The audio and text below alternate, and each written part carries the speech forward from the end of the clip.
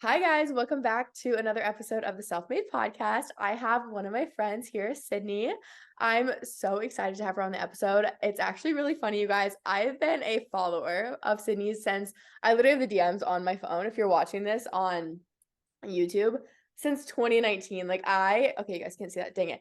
But it's so funny. I DM'd her literally June 27th of 2019 because she was like my idol. I followed her and I looked up to her and like she was my goal. And it's like so full circle now that we're like friends and she's on my podcast. Like, what the heck?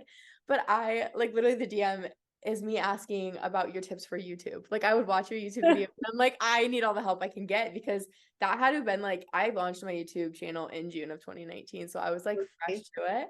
So it's so funny, like the DMs just like I remember even when you followed me back on Instagram like a while ago, probably maybe a year ago, and I was like, oh my God. I'm like, it's so funny. That is so So funny. cute. Yeah, and I think the email was from 2018, which Oh my is gosh. So even previous. That's so so long. crazy. Like, I'm telling you, I've been there since like day one. Like I remember way back, like in your like college days, like so long ago. I was asking you about like you guys, like I don't think you realize how much of an impact Sydney had on me. And it's so cute because she's like the person that I remind myself of when I get DMs from like my followers asking about like advice and tips and like schooling and career paths and stuff. Because I literally was asking you, I'm like, I'm studying marketing. Yeah. Like, I want to do what you're doing. Like, should I switch my like these huge life decisions? And I was going to Sydney to be like, help. Like, I want to do what you're doing. Like, do you think this is the right path for me? But anyway, I just adore you. I love you, and I'm so excited to chat.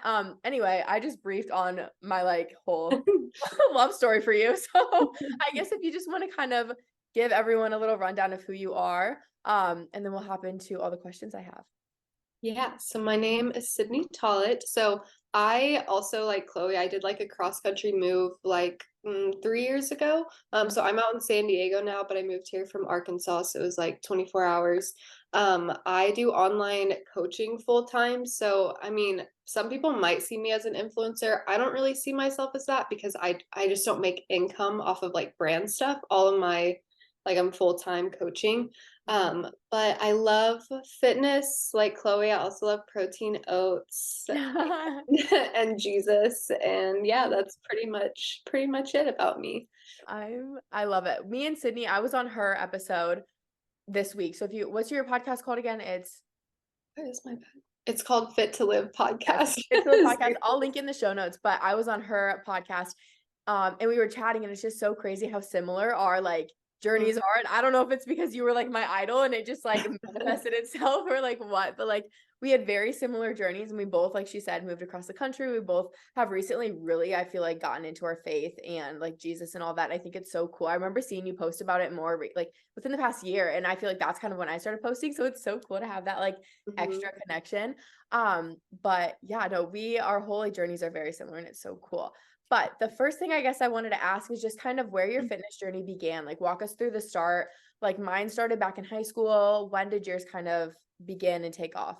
Yeah, mine was in high school as well. So I was in a lot of sports, but I never actually enjoyed sports. I think you did. I didn't. Yeah, that's Um, crazy. I really liked the weightlifting portion of sports. I did not like sports for some reason. I don't know.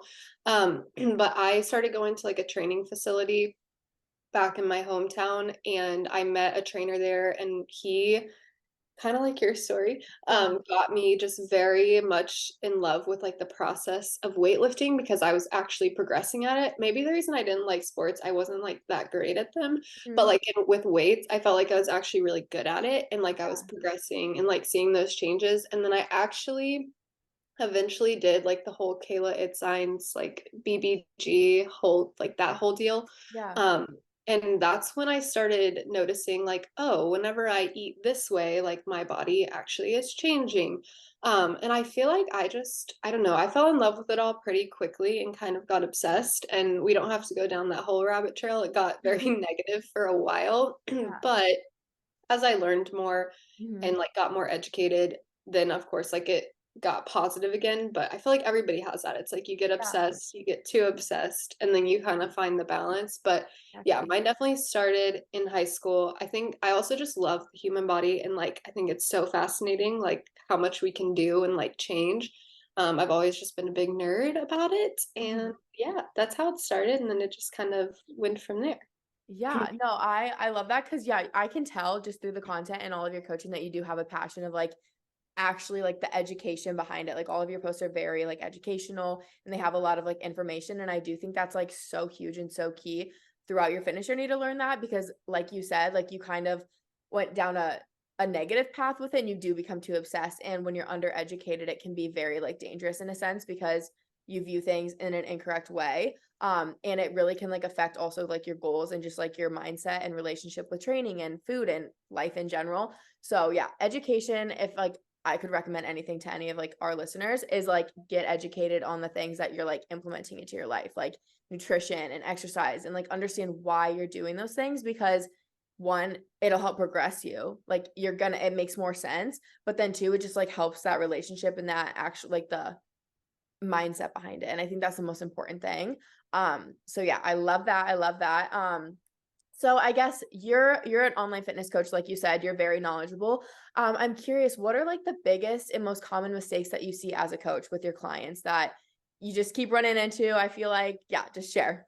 So I listed out four. I could have listed out so many, but I wanted to just like pick ones that I feel like would be relevant to our audiences as well. Yeah. So I think one thing, and whether this is like a client coming to me or like somebody on a consult call or whatever, I think one thing is like trying to put a long process. So like a process that's going to take 1, 2, 3 years. And they're like, hey, do you think we can do this in 8 weeks? And I'm like, no, we Yeah. can't. But it's so common. And I think it's because on social media, there's a lot of like 8 week challenges, and you Yeah. see progress photos of people that's like a year apart, but you just see like one post and you're Yeah. like, oh, so I can do that in 8 weeks. It's like, no.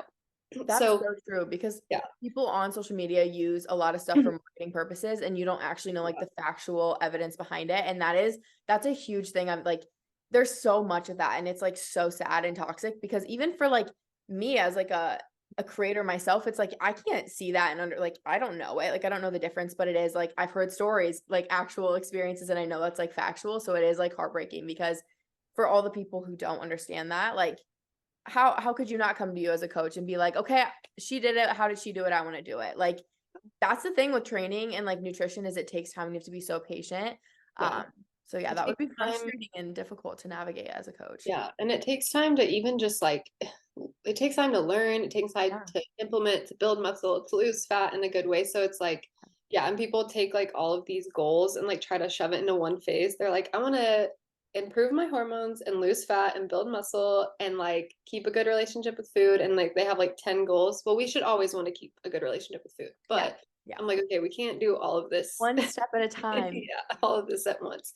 So that's the first thing. And then another thing I think, and this is something I've probably really dialed in on more in the past like 2.5 years, is like internal health. So I Mhm. think a lot of people just kind of like ignore the fact of like, oh yeah, I don't have a regular cycle. I literally feel terrible all the time. My digestion sucks. I have low energy. I don't sleep well, but like I want to do a fat loss phase. And I'm like, okay, well, let's start with like the fact that you feel terrible all the time. Mhm. And like we could literally do a whole podcast on like hormones and like all of that, but internal health and ignoring that and just like overtraining, underfueling, Mhm. bench drinking on the weekends, like just so many things that I see where people just aren't taking care of their bodies, yet they want to jump like straight into a diet. That would be the second one. And Mhm. then another one is just overcomplicating it in general and like trying to find like a magic solution when it's like the basics are really what we need to focus on versus Truly. like trying Yeah. to find like this random diet or exercise program that's going to like magically change everything. So that's another big mistake that I see. I don't know if you have any like comments on those, and then I can get into the Yeah, other no, one. I But completely agree with that last one. Like it is the simple basics. And I think because of social media, because of marketing, because a lot of coaches and stuff try to find their like niche and their specialty, they try to like create these like magical yeah, plans and diets and routines and stuff. And it's like if you just stick to the basics of like a human body and like you like it's that we overcomplicate it way too much and it's so simple. And it's a lot of just like I feel like it has to do with just like the mismarketing. I feel like it's just gotten so bad in the past like 10 years. Like as a consumer myself, before getting into the industry, before getting certified myself too, it's like I remember struggling with that too and being like, wait, like it's you look for like a roundabout way, like kind of like a quicker, easier route. And it's like to see the actual real results, like you can't shortcut it. Like it's a process and you got to be patient and it takes time. So I think that's huge Yeah. that people need to be And aware of for sure. And people just get so overwhelmed, and it's like if Mhm. we just like literally pick a few things to focus on Yeah. at once rather than like looking out so much on social media.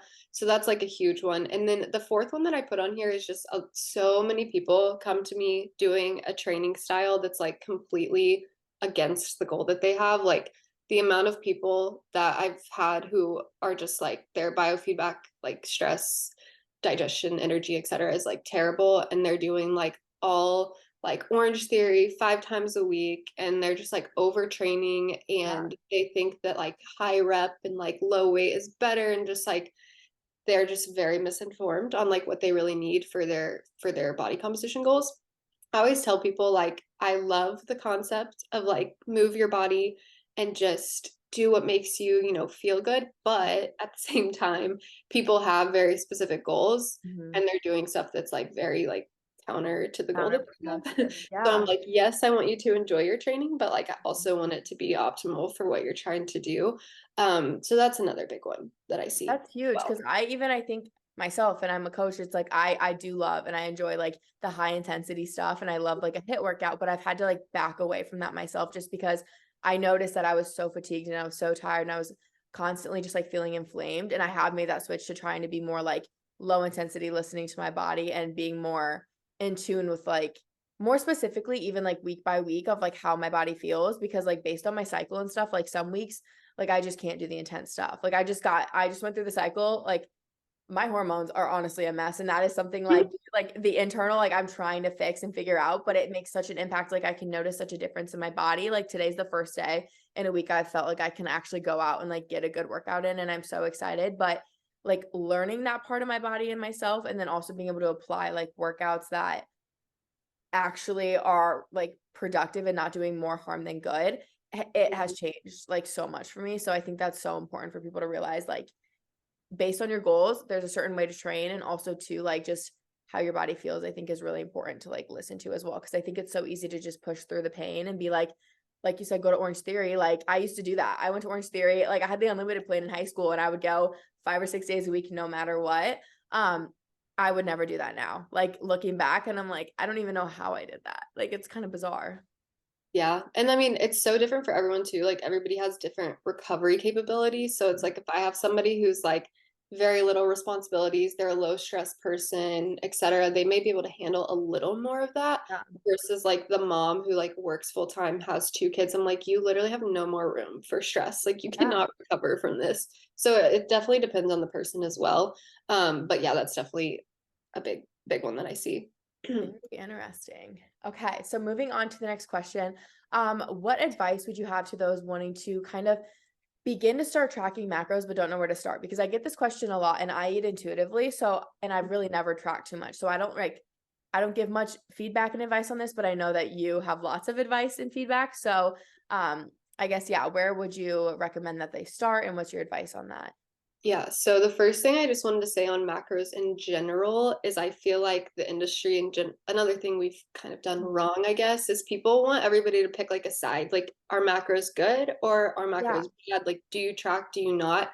And I always like to try to find like that middle ground and like understanding it's a tool, just like there's Yeah. so many tools that we use. And so I think if anybody's listening to this and you're kind of torn, like, oh, this influencer, like Chloe eats intuitively, but like Mhm. Sydney, well, I don't always track my macros, but like I do for certain phases or Yeah. whatever. And they're like comparing like which one is right. There's not really like a right or wrong. Like it's just a tool. I love that because So yeah. not to cut you off, but I completely agree. Like, I feel like a lot of people, it's even I feel like I'm like, I don't track, but I've never been like, I do say it's not bad. Like, if it aids your goals, do it. It doesn't work for me, but I love that it's like you view it as a tool because that's Yeah. exactly what it is. And you don't have to pick a side. Like, if you want to Yeah, track for a little bit and do exactly. it, then you can. Like, it's not like a all or nothing. Yeah. Yeah, so that was like the first thing I wanted to say, just like in general, because so Yeah. many people think they have to pick a side. But if you do want to start tracking, you think it's going to be useful for you, I think the first thing, first of all, would just be like education and guidance. But like if you're not wanting to actually get like one-on-one guidance, then I think like starting on your own, just learning more from like food labels, and even like like if the food doesn't have a label, just search like what is the nutrition content of this, and start to just learn like, okay, what foods have protein, what foods have carbs, what foods have fats. Whenever I eat balanced meals with all three, like how does that change my energy levels, how does that change my satiety levels? So just starting to like learn how to basically build a structured meal would be the first thing. And then I always start with people with like, instead of going like, hey, here's a protein, carb, and fat goal, like to the gram, usually if somebody's new to tracking, I start with like a calorie range and like a protein minimum. That way we're like getting used to just tracking in Yeah. general. Mhm. And then if we even need to, I'll work into like full macros that are like more specific. Honestly, like 9 times out of 10, I don't really need to get that specific with people. Yeah. Um, so I think starting simple there, and then oh yeah, I also think it's best if you're just starting to start at maintenance calories and then move into specific goals from there. Because if you're learning a new tool and you're like throwing yourself right into a diet, I just think that can be a little overwhelming. And you don't really learn your like maintenance level versus Yeah. like, I don't know. I think a lot of people they'll like track for a diet, but then they didn't learn anything about like maintenance habits. And so Mhm. they just like go back to what they were doing. Um, so yeah, those are, do you have like follow-up questions with that? But that's like how I would start. Did that Yeah. make No, sense? I love that because I definitely, when I have tracked in the past, I did it similar to that approach that you kind of start your clients out on is like a calorie range and then like a protein minimum. And that was, I think, the most useful and like, what's the right word? Kind of like attainable. Like I was actually able to achieve that rather than being so specific with like the fats and the carbs itself too. Mhm. And the idea too that, or when you mentioned just like reading labels and understanding food, I think that's huge because I do it intuitively, but I also do already have that like previous understanding. Like I can look at a banana and like pretty much get I know how many Yeah. calories are in that. I understand that that's like a carb. I have that like prior knowledge and I forget even honestly that some people Mhm. don't. Like some people can Yeah. look at a piece of chicken have no idea what like they could think there's a ton of fat in it, they have no idea. So I Yeah. think learning a base knowledge is so huge no matter like what if you track, if you don't track. I honestly think that's so important. And then two, with like you said, like you track sometimes and you don't. Do you have any advice for people who maybe are tracking but want to kind of take more of an intuitive approach? Because I always recommend, and I don't know if this is right or wrong, this is just what I did, but I kind of like slowly cut back tracking my meals. Like I would start just like not tracking my snacks for the day, and then I would take a meal away, and I slowly progressed into going more intuitive. Mhm. But what's your, I guess, advice on that for somebody? Yeah. Also wanted to say like one other example too of just like the education is like, for example, you'll see like a trail mix bag and it's like high protein. And I'm like, no, Yes. this is not high protein. Yes. Really like all fat, which is not like fats aren't bad if Yeah, you're it's listening just to like that and that misleading scares though. you. Yeah. But whenever you actually start to look, you're like, wait, that's not high protein. So yes. But as far as the transitioning to intuitive Mhm. eating, which I think is a little bit different, and we can touch on next as far as like if somebody really just doesn't ever want to track, like what should they Yeah. do? But as far as transitioning, I think like what you did is fine for sure. I think you have to really know where you're at ultimately. Like Mhm. I've had some people who we just can go straight from tracking to none because they really just eat the exact same whether they're Yeah. tracking or not. So it's like, okay, just have the same meals and Yeah. I mean obviously portion sizes if you like Mhm. are not on like your normal schedule or whatever. But Mhm. yeah, I think transitioning is probably like slowly but surely is probably the best way. Like start, like you said, with just maybe like a couple of untracked days and just build trust in yourself and in just eating very similarly. That doesn't mean you have to like follow a meal plan, but just because you're not tracking doesn't mean that like we should just start skipping lunch and like under eating here and then like binging here. Yeah. So just trying to remember that, hey, when I was tracking, this was a tool, but like everything I learned You is can what I still want to continue to, yeah, apply. So I absolutely. think that's big. I always, with my clients, when we're tracking, if I feel like somebody's getting too dependent on it, like if they're starting to stress too much about like untracked meals and stuff, usually I will literally force untracked days because I'm like, no, you need to learn to Yeah. trust yourself. I always say like if you're my fitness pal or whatever app you use, like broke one day, like is that gonna like stress you out, or are you gonna be okay? Because if it's gonna like throw you way off, like that's a problem. Mhm. And so I kind of like force people to practice it. That way when we do transition out of it, like it's a little bit easier, I guess. So yeah, that's my thoughts on like the transitioning. But did you want me to touch too on just like if they have, or if somebody like literally doesn't want to? Yes, yes, absolutely. Because Right. I'm loving all of this. This is like such good advice to everyone because this is seriously like one of the most common questions I get. And I'm like, I honestly, I just don't even have that much experience with tracking. So this is Yeah. like gold. Like this is so good. Yay. Good.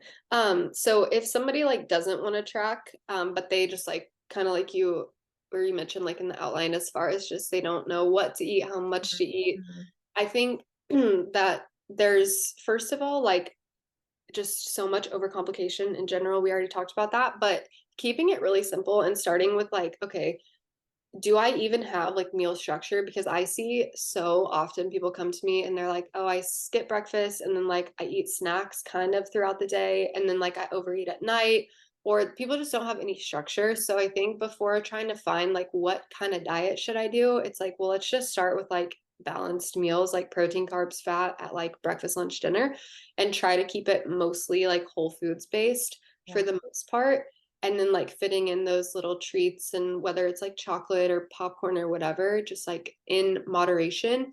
And I find that one of the best ways to use moderation with those is just look at the serving size Yeah. and try to stick to that, and that'll really teach you portion sizes. Because if you look at like pretzels, for example, if you just like pour yourself a bowl and you don't actually pay attention to a serving size, you could get way more than you thought. Versus if you just like look, it teaches you so much. You're like, oh wow, that's actually a single serving size. Yeah. So that would be one thing. I don't know if you have any, I want to look at my notes, but if you have any comments on that. No, I think that's so important because I have been the person that like I'm a big snacker and one that's like just led me to have issues in the past. Like I'll like overeat a snack and then it messes up too also my like routines of like eating structured meals. And that's one thing too that I'm like really huge on and I really focus on with being intuitive because it's easy to like not Yeah. really pay attention and then be like, oh my gosh, and then I'll be snacking too late into the day. And then I'm like, I'm not hungry for lunch. And then I feel like I'm like force feeding lunch and then it just throws my whole day off. So I'm like, if I can just actually control what I can control is like the 3 meals and making them balanced, like that's been the most sustainable, like best approach to eating that I've found to like work for me. And I think it applies to everyone. Like there's no one that I feel like it wouldn't work for. Yeah. So I definitely think that's so big. And also, like you said, portion control and like serving sizes, like I definitely think that is so helpful because I'm a girl who can like open a bag of popcorn and eat the whole thing. And like that's not a healthy habit. That's not like a good routine and habit to have. And so like I've had to learn how to like kind of retrain myself from that. And like before, I think I would just look at it as like a restrictive mindset of being like, I can only eat this much. But it's like, no, it was, I can have 2 servings if I want 2 servings, but like at least have the understanding of like how much you're consuming. Just because before, when you have no idea, like, I don't know, I just don't think that was like helpful for me in any sense either. So I definitely love that. Like just understanding, even just having a rough idea of like how much you should be eating is really Mhm. beneficial as well. And I had like two things that popped up. These weren't on my notes before, but I just thought of like one thing I hear sometimes with people who are like all intuitive is like, oh, I Yeah. just listen to my hunger cues, which sometimes is okay.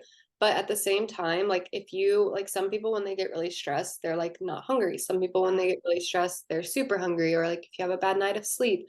So hunger cues can be fine, but I find more often than not, like with the girls that I work with, their hunger cues make them like undereat because they'll like get Yeah. stressed and busy during the day and then they just like don't eat anything. So I'm like, That's huge. I've it can never be heard anyone talk about that, but yeah. that's so true. And like Yeah. being myself too, like some days I notice that, but yeah, I do. I think it's still important. That's like when you have a good, just a routine of meals Mhm. to just stick to that. I think Wait. that's the Yeah. best approach. And then another thing I was going to say too is like with snacks in general, we have to keep in mind, like, especially in just like our culture, we have so many hyper palatable foods Yeah. that I think people think that like restriction is like a bad thing. And it doesn't have to be. Like the term restriction, Mhm. just kind of like the word like consequences, like can Yeah. mean a negative thing or a positive thing. For Mhm. me, how I look at restriction is like, why is it bad if you want to quote unquote restrict, but not in like a It's like obsessive controlling, like food having guilt, like a yeah, control. self-control. Yeah, Yeah. because it's so easy to overeat. Like our foods are Oh my literally gosh. made to help us overeat. So Yeah. like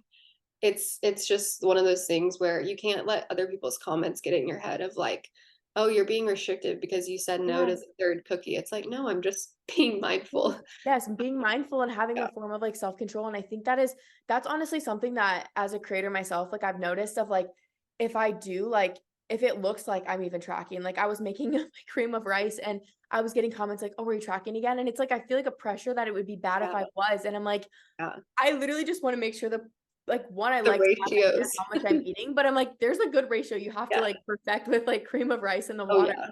And I'm like, oh my gosh. And so it's a hard thing even as a like a Mhm. content creator to make because it's like I feel like we've almost like in a sense, like we're like a little too soft to the idea of like having self-control. Like it's like Mhm. if you have any form of like control, it's almost deemed as like you have an issue and you have an eating disorder. And it's like, no, like maybe we just have goals as well too, and that's okay. And I think that is something like recently that I've like really noticed. And I'm like, I too, I think I used to have like really good self-control. And then it was like I almost feel like pressure from society made me feel bad about having too much control, and then I, like, kind of lost control, and I'm like, "Oh, I eat whatever I want. I eat however much I want. I just ate this whole bag," but I'm like, "That's not healthy." Like, that wasn't the right mindset to have, so I'm finally, like, just recently so I love that we're having this conversation, but, like, just recently kind of had a better understanding of, like, if you want to reach a certain goal, like, it's like training kind of, like, you gotta like, it's not always gonna be easy, simple, and fun, like, you shouldn't just, like, give into your cravings every single day, like, that's not necessarily gonna help you reach your goals, like, in the Yeah. long run, so I think that you do have to have that, like, Mhm. infinite line or we're all gonna be unhealthy if we just do Yeah. whatever we And want when it comes to food, and I think that's kind of, like, the vibe that, like, social media and stuff gives off sometimes, though, is, like, if you do have any sense of control, restriction. it's Yeah. restriction, it's unhealthy, and it's like, actually, that's what's keeping me healthy sometimes, Yeah. so, I yeah, I love agree. that. Wow, that was good. I'm glad we talked about that because I feel like it's really not talked about, and especially between, like, the content I share too, it's like, I'm glad I was able to get my perspective on that because it's as an intuitive eater, like, I can like, I'll measure out my servings Yeah. sometimes, like, a some of peanut butter, like, I don't just slop it on there because it's like, that can really change things, like, Yeah. high or, like, low volume foods and stuff. Anyway, we could talk about this forever, but Yeah. love that. That does go back though to just like not being black and white. Like when I'm not tracking, I still weigh out certain things, Yeah. especially like you said, cream of rice, like ratios are very important. But yeah, Like, you gotta, like, perfect it or messes it else up so quick. game But yeah, over. no, I agree with that fully. And yeah, it's sad how our like industry does that to people. Yeah, But also with coping mechanisms, food is like people, I don't know, sometimes I think people use that whole like eat whatever whenever yeah. as an excuse to like not have Yes, any other healthy coping mechanisms. yes. And I'm like, okay, maybe we should like address like deeper rooted things Yeah. as well. But that's like a Mhm. whole nother topic. Yes. No, I love all of that. So kind of leading into the next question, I get asked this question a lot, so I'm like, I'm curious what yours are, but what are your oh wait, I'm skipping a question. Actually, we're gonna go to this and then we'll go back to a question because I feel like this goes into it better. But what are your like staple like groceries at the grocery store? Like what are things that you can't live without? Because I know when I go to the store, I pretty much get like the same 10 things that I have. So what are your go-tos um week by week? Um, Definitely oatmeal. Oatmeal is always in the mix. Let's see. Eggs are like a go-to for me for breakfast. Sweet potatoes are always in the mix. I always try to get one form of berries for my fruits. So whether it's like raspberries, blackberries, blueberries, what else? Jasmine rice, the steamable ones from Trader Joe's. Love Yes, those. I They love digest that. really well. And I already eat a lot of fiber, so if I have like too much extra fiber, it like messes with my digestion. So I love jasmine rice, especially because right now I'm just like at maintenance, so I'm eating quite a bit of carbs. What else is my staples? Oh, I love the extra creamy oat milk for my coffee. Ooh, But I would say mine definitely does honestly kind of vary week by week. But yeah. I do have like the staples. Mhm. But basically, at the end of the day, I pick a couple protein sources, a couple complex carb Yeah. sources, a couple fruits, a couple veggies, fats, and then I just like mix them all Yeah. together. It's It, simple though. It really is simple. Like yeah. you said, like you don't need all of this like extra Oh, crazy stuff. chocolate rice cakes are also a Yeah. go-to. Love chocolate rice Love a cakes. good chocolate rice cake with some peanut butter on Those are top. probably my, yeah, those are my go-tos. But Yeah. oatmeal always. So Yeah, you're an oatmeal girly. I've known that. I am. Okay, and then back to what I was gonna ask before. What advice would you give to anyone who's struggling with their relationship with food? Because I know a lot of your clients, I'm sure, come to you with that. And if you have any experience like in your past, what would just be your biggest tips? Yeah, I definitely have a lot of experience in my past, and I definitely find it depends on the person for Mm, sure. But first of all, like if social media is something that's triggering you, yeah, I would say unfollow accounts that are triggering you to compare your diet. Maybe even like I've had people delete Instagram for like 2 weeks while we focus on like if I put them on just like, hey, we're gonna focus on these habits. I want yeah, you to like literally delete Instagram. And they by like week 2, they're like, oh my gosh, like I'm so much less stressed because they're just not seeing all this extra yeah, info. yeah, Um, and then education, which I know me and you have both talked about a lot, but like the more that you understand why you're making choices, you're able to like say no to something and have it's not because, oh, this food is bad or like I feel guilty. You just understand context, but you also understand like, okay, if I say yes to this, that's okay too. But let me just be mindful about why I'm making the decisions that I am. So, education, learning context around decisions, which obviously, that doesn't happen overnight. That takes time. Um, maybe guidance for some people. And then the other one is just digging deeper into like mental side of things. So, like, are you finding your full identity in your diet? Because sometimes, if somebody has maybe been known for, oh, you always eat perfect or whatever, they can almost like have this just like really bad guilt of yeah, kind of letting letting those obsessive habits go away. yes, And then also just with how you view food, obviously a lot of people kind of only look at foods as like a means to change their body and they don't see it as just like fuel and honestly like to a degree medicine for like it's mhm, very preventative for our health. absolutely. So yeah, there's obviously those all those conversations could be really long, but those are Yeah. like some of the first things that I think about. No, I love that. I love all of it. The last two specifically, like I think your identity in food, I think that's huge because that's something I even like experienced back in my past, like back in high school and stuff. And even like growing up, like if I was eating a piece of pizza, people would look at me and be like, oh my God, are you eating that? Like you're eating pizza. Yeah. And Are I'm like, you allowed to eat that? I'm like, just Yeah. because I'm the fitness girl around here doesn't mean I can't enjoy a slice of pizza. And then it made me feel like extra guilty. And I just like think too, like even if you don't get that yourself, like if you don't feel that, like make sure you're not putting that on somebody else because you never really know because that really affected me. And like it's still something that happens like to this day. And Yeah. it's like my closest friends and family. And I know they don't mean to do it in a harmful way, but it's like that really makes an impact and it can really dig deep. And two, with the food is fuel and the food is medicine, I love that approach and that mindset too, because like you said, like a lot of our foods are made to be like they're too good, like they're overindulgent. And I think like that is something we don't really see and understand right away. So it's like when you kind of shift your perspective on like how what can fuel me the best, what can like heal me the best, I think that makes you want to eat healthy, like it doesn't make you feel like you're pressured into eating healthy because it's going to make you look a certain way. It's like, oh, I actually want to eat this because I feel my best when I do that. And that's exactly why I eat healthy. It's because like I know the difference. Like that's why I choose not to eat bad, I would say, is because I feel like crap. And it's not mentally I feel guilty. It's like my stomach literally hurts and I just feel gross, like Yeah. in the inside. And so I love, love, love all of that. And then okay, we're kind of running out of time. So what are your like non-negotiables in like your everyday routine? Do you have Okay, so yeah, I definitely have some non-negotiables like daily, and then the rest of the stuff that I do kind of like fluctuates. But yeah. Bible study, first thing Yes. Love every that. day is like that's always my morning, like no matter like even if I have to wake up early. So that's a non-negotiable for me and just like prayer in general. So my faith is like always top priority each day. And then movement, I Mm, train like 4 times a week, but even if it's not like a training day, making sure I like at least get out for a walk or yeah. something like that, like just not sitting at my desk all day. Balanced meals, like we kind of talked about, that's always a non-negotiable for me, whether I'm tracking, not tracking, whatever. Not, working through lunch and just Mhm. skipping meals and stuff. Keeping my house clean is a big one for me. So like Yeah. keeping my dishes done, my clothes put up. I always make sure before I go to bed, everything's like put together, or else I get really stressed because I Yeah. like work at home, like at my desk all day.